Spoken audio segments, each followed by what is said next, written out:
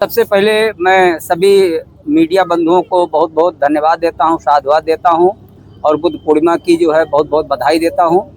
आज इस त्रिविध पावनी पूर्णिमा के उपलक्ष्य में मैं एकेनंद राष्ट्रीय संगठक मास और मंत्री विश्व शांति मैत्री बुद्ध विहार एवं आशा बुद्ध विहार एवं सामयिक प्रशिक्षण केंद्र, आज इस त्रिविध पावनी पूर्णिमा के उपलक्ष्य में हम लोगों ने प्राणी कल्याण में बुद्ध धम्म का योगदान विषय पर संगोष्ठी आयोजित किया है। इस विषय पर संगोष्ठी इसलिए आयोजित किया गया है कि केवल मानव ही नहीं, आज पूरी दुनिया में सभी प्राणियों के जीवन पर संकट छाया हुआ है। चाहे ईरान और इस्राइल अमेरिका के युद्ध को लेकर हो, चाहे भारत में गैस और पेट्रोल डीजल को लेकर हो, या हर प्रकार की समस्याओं से मानवता कराह रही है, त्राहिमाम कर रही है। ऐसी स्थिति में प्राणी का कल्याण कैसे होगा? हम हरित क्रांति को पुनः कायम करना चाहते हैं, सोने की चिड़िया भारत को बनाना चाहते हैं, बुद्धमय भारत बनाना चाहते हैं, सम्राट अशोक के सपनों का भारत बनाना चाहते हैं। ये कैसे होगा?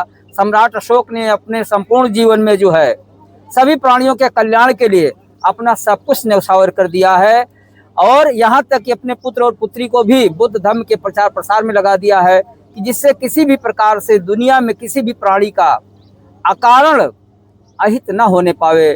तो इसी उद्देश्य से मानव को हम यहाँ गोंडा में रानीपुरवा में एक संगोष्ठी करके जो है इस न्यास के माध्यम से जागरूकता लाना चाहते हैं कि हम सबको केवल मानव ही नहीं बल्कि सभी प्राणियों के प्रति करुणा का भाव अपनाना चाहिए।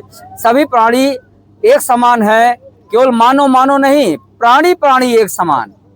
जिस प्रकार से जो है दुनिया का कोई प्राणी बिना आहार के जीवित नहीं रह सकता है, तो उसमें मानव भी बिना आहार के जीवित नहीं रह सकता है।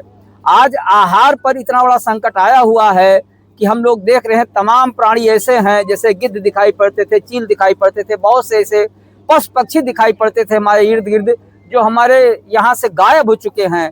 उनके जीवन पर संकट आया है, प्राणी कल्याण पर संकट आया है, इसलिए हमारे बीच से गायब हो गए हैं। ऐसे में बुद्ध का वो संदेश और भी प्रासंगिक हो जाता है कि प्राणी के कल्याण में बुद्ध धर्म का योगदान क्या है।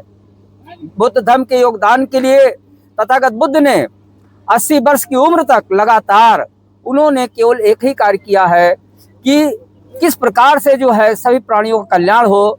प्राणियों में ज्यादातर धर्म के लोग केवल मानव कल्याण की बात करते हैं, लेकिन बुद्ध धर्म के लोग वो कहते हैं चाहे पशु पक्षी हो, चाहे कीड़े मकोड़े हो, चाहे पेड़ पौधे हो और चाहे मानव हो, सभी प्राणियों का जीवन जो है खुशहाल होना चाहिए। सभी प्राणी एक दूसरे पर आश्रित हैं। ऐसे में एक दूसरे प्राणियों की हिंसा करके अपने मन की शांति, अपने मन की खुशहाली, अपने मन की तृप्ति के लिए जो है लोग एक दूसरे की हिंसा पर उतारू रहते हैं। यह जो है बुद्ध के धम्म का योगदान नहीं है और इससे जो है बुद्धमय भारत नहीं बन पाएगा। और बुद्ध का संदेश हमको उस दिशा में ले जाता है जो कहता है कि मुझे युद्ध नहीं बुद्ध चाहिए।